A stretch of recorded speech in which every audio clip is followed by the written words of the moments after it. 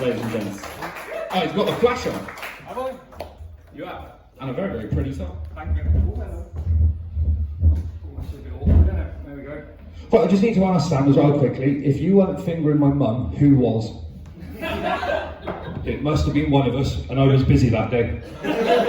As an only child, I have to deal with that on a regular basis.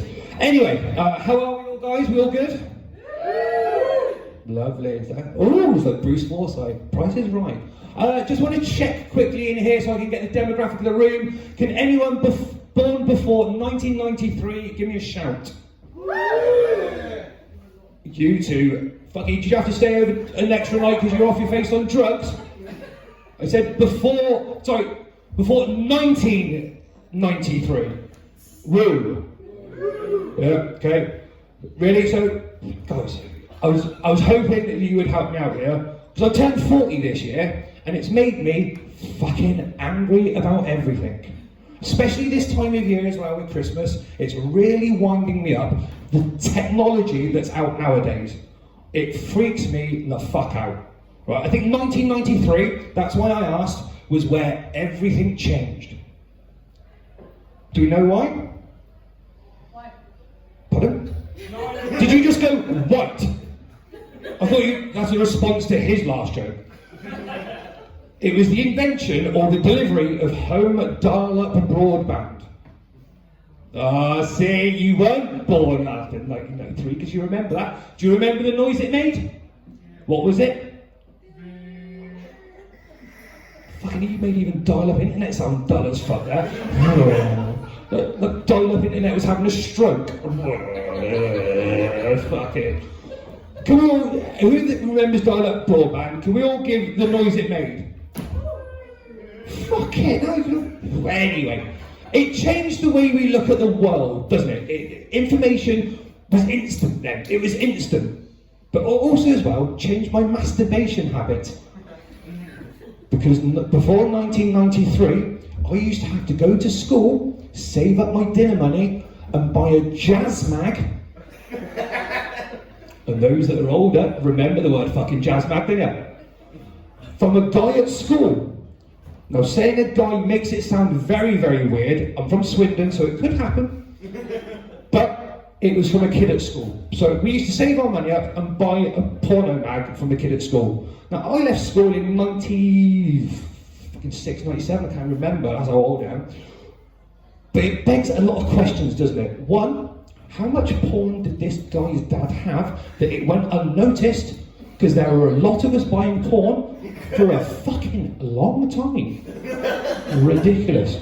But we used to buy a porn mag and we used to have a golf course next to my school. It was at the time when you were able to leave school during kind of school hours and stuff like that. And literally 6 of us would save up, buy a porn mag, throw it down, and just all stand around looking at it. Just poking it with a stick. And then you'd be like, oh, there's a fucking bell there, isn't it? Back to fucking class then, innit? But you would return like a serial killer for 3 weeks, just going back to the scene of the crime, poking it with a stick, and hoping as well that the crusty turned up corners were due to the damp air and not your other 5 mates going back and have a soggy biscuit competition. Very, very strange time. So as I said, the dial-up broadband made it very, very difficult to have a wank at home. Not impossible, but very difficult. What did make it impossible was when my dad was still working at the laptop. Very uncomfortable kind of time to be there. My dad was very much like me as well, very much a Luddite of the kind of technology world. They always say that James Bond films are kind of 5-10 years in advance of where we are now. I'm very much the other side. You guys at the back, the same as me, 5-10 years behind.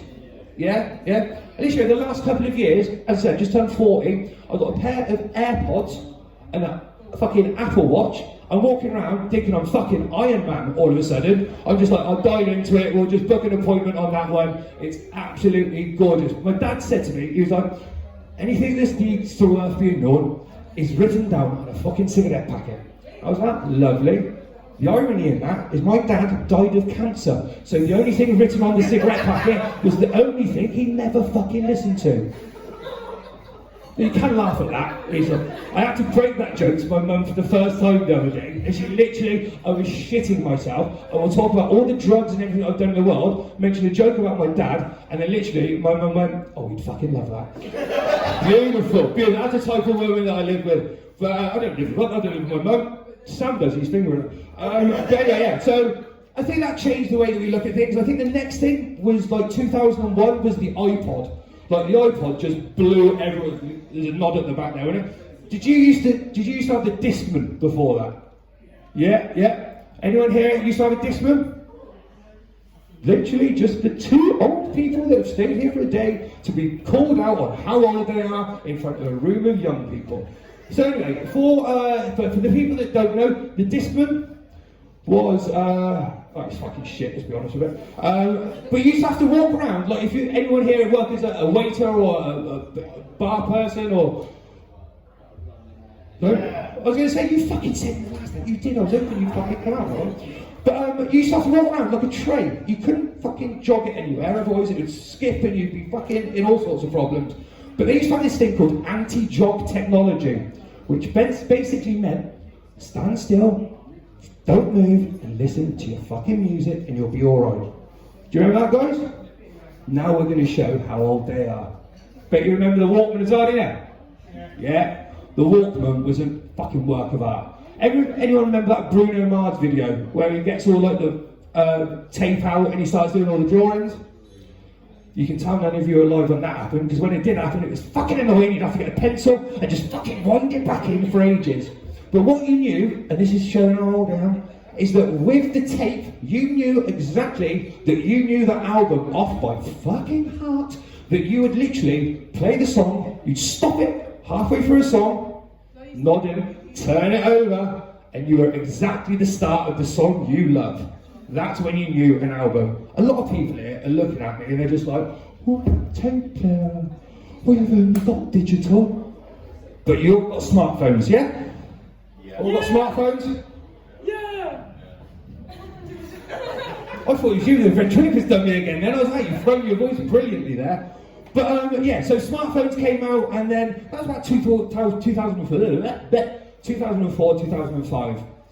What changed my perspective of the world via the smartphone was when in 2014, 15, I became single and ended up on a dating app. No one here been on a dating app before? Yeah. There was so many silence then. Can we be honest now? How many people have been on a dating app? Yes. So again, it was like a dial-up broadband. They're fucking weird, aren't they? Do you think they're weird? Yeah. They must be weird for you taking a ventriloquist dummy on a date. That'd be fucking sketchy as fuck. Mental on Facebook. If you join the site on there, you get lots of different ladies from all over the world. As soon as you say what you are, gone. Male. No. Just they're off there straight away. So I'm male, I'm gone. But I think that the dating world really changed for me because I'd never been single before in the 21st century, and then all of a sudden, then women are asking me for dick pics. I'm not asking you. The way you're just stroking your beard, I'm a wise man of the... Like, I generally, when they first asked me for a dick pic, I was doing exactly the same as you. I was like, I can't send a picture of that. That's very butch. I'd never heard of manscaping. I'd never done GCSE art.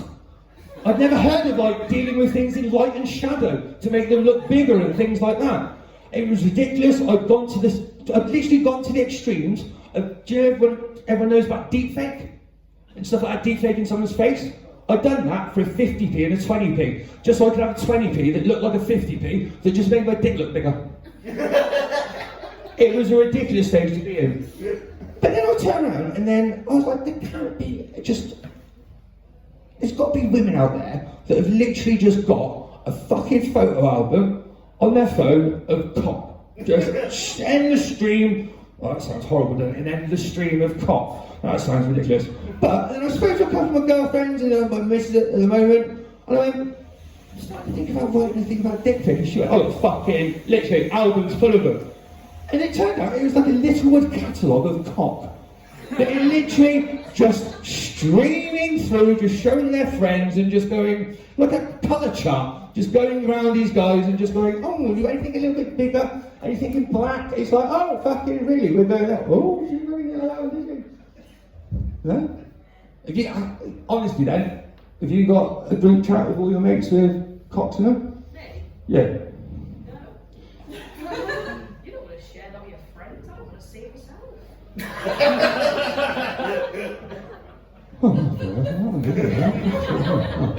That's a discussion, yeah. It's not really, but I will leave you on this one, guys. Guys, you've been great. Thanks very much for turning up. And just do remember that a dick pic is for life, not just for Christmas.